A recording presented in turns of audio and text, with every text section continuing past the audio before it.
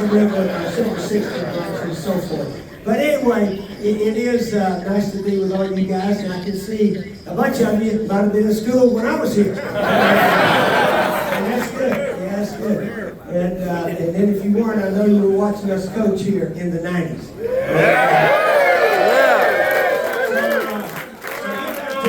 The rest of the story here for a minute. You know, now that I'm finished coaching, you have a lot of time to look back and figure out all your records and this, that, and the other. And a lot of people sort of say, how many games did you win in the swamp? And I said, well, let's see. As a coach, we were 68-5. As a player, we were 13-2. We only played 5 home games a year. So we're 13-2. And then the Georgia freshmen came in here, and we clobbered them, I think, 44-12 or something. And then there was a game against the Intramural League champion TEP team. They challenged us, and it was a heck of a ball game. I think it was 2019 was the final. We barely squeaked ahead. And one of our best players was actually a basketball player, Boyd Welch. He was our rush guy that snagged those flags pretty well. And Coach, we have one player from that team, Mike Brown. Where is he? Mike's here. 69 here. Played on the game. Yeah, here, Mike. Just to let you know, I include that one in my record.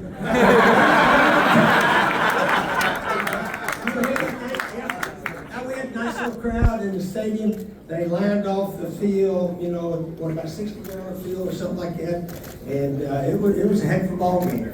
So we were fortunate to win it. And we congratulate the TEP team. We didn't want to lose it, that's for sure.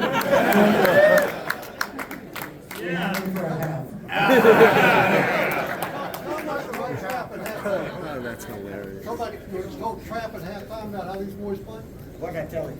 Touchdown club, talking about we're in Orlando. You know? Well, I tell you what now, I tell every team I ever coached, and I've coached a bunch of, we used to have all these all-star games, you know, and my teams won most of them because I told the guys, you're going to remember this the rest of your life.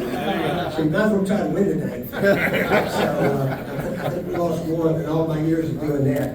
But anyway, that was a memorable game, and all credit to the TEP team.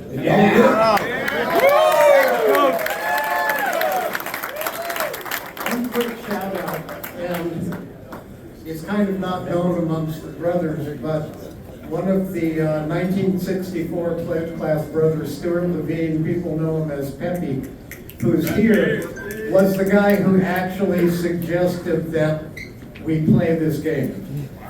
And from a meeting with some of our players, it kind of spiraled up, and we ended up having a wonderful game.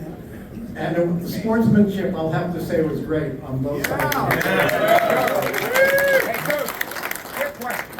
1966, your Heisman Trophy year, all right? You go to the coach and ask to kick the winning field goal in the homecoming game. What was in your head?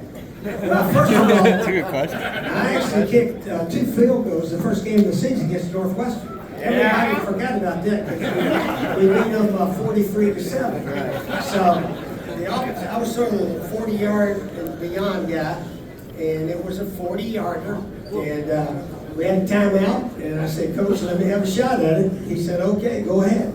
And, you know, fortunately I made it against Auburn and so forth.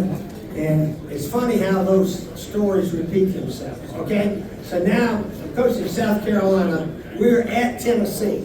South Carolina had never won in Neyland Stadium there in Knoxville. We're down 15-13, and it's about a 48-yarder with a couple of minutes left. And our kicker comes over to me. He says, field goal, right, Coach? He wanted it. I said, yeah, field goal. Let's go field goal. And he usually couldn't make from 48, but he made it that night. So we beat Tennessee. Interestingly, Peyton Manning was there that night to have his dinner. He never beat the Gators. But anyway, that was a fun night, and the kick against Auburn, the head coach Gray said, you want it, you have to go. Yeah. That's what you do as a coach.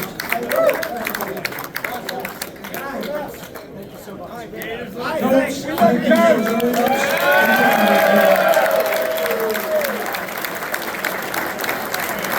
I get you to go back and enjoy your evening. The surprise